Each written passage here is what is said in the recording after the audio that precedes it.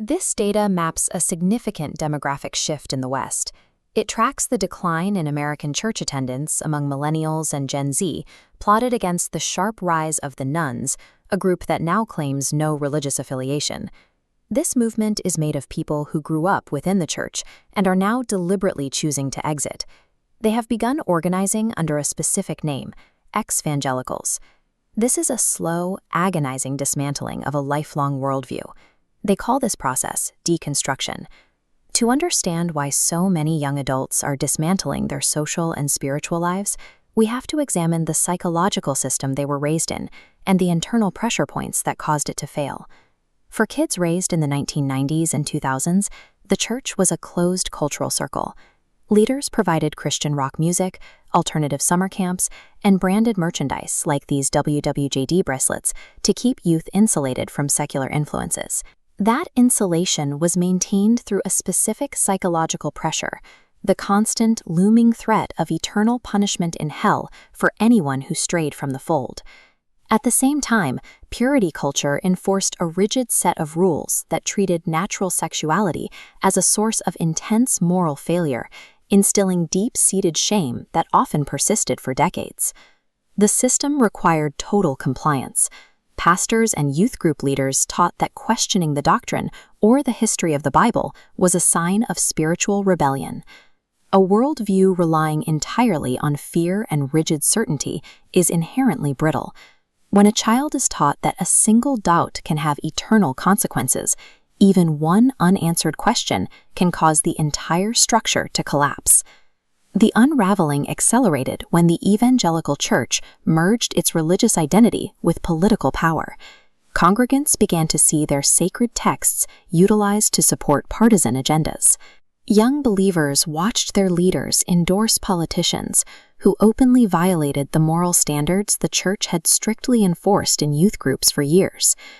The institutional authority weakened further with the #churchtoo movement. It revealed systemic abuse within congregations, followed by coordinated efforts from leadership to protect the organization's reputation rather than the victims.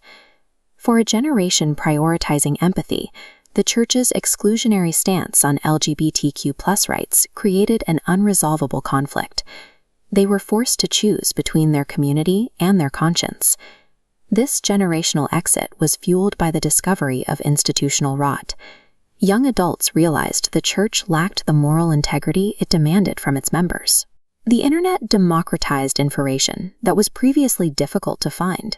Believers began researching biblical history and translation contradictions that had been suppressed by their leaders, allowing a single question to pull apart years of doctrine. Losing this identity is physically and mentally taxing. Psychologists now recognize the resulting anxiety and grief as religious trauma syndrome. Choosing to leave often results in total social isolation. Because the church provides an all-encompassing social life, deconstructing can mean losing one's family support and entire friend group in a single stroke. Church leadership largely responded by doubling down on aggressive rhetoric. Many turned toward Christian nationalism, delivering sermons that blamed those leaving for being rebellious or spiritually weak. This aggressive posture confirmed the Exvangelicals' suspicions. The community's love was strictly conditional, reserved only for those who remained obedient. As they were pushed out of physical buildings, Exvangelicals used social media hashtags to find each other.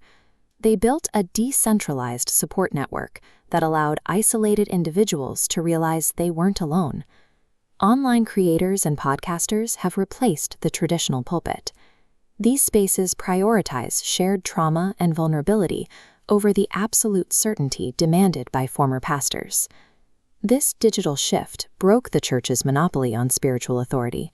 It moved the power from institutions back to the individuals, who are now free to define their own path. Following deconstruction comes a phase called reconstruction. This is where individuals begin the work of building a new ethical framework from the ground up. They are forming a morality based on empathy and human connection, detached from the fear of hell. They choose to act with compassion because it aligns with their values, not because they are being watched. By leaving the institution, this generation has reclaimed its own moral agency. They have demonstrated that the most durable truths are found only when you have the courage to question everything you were taught.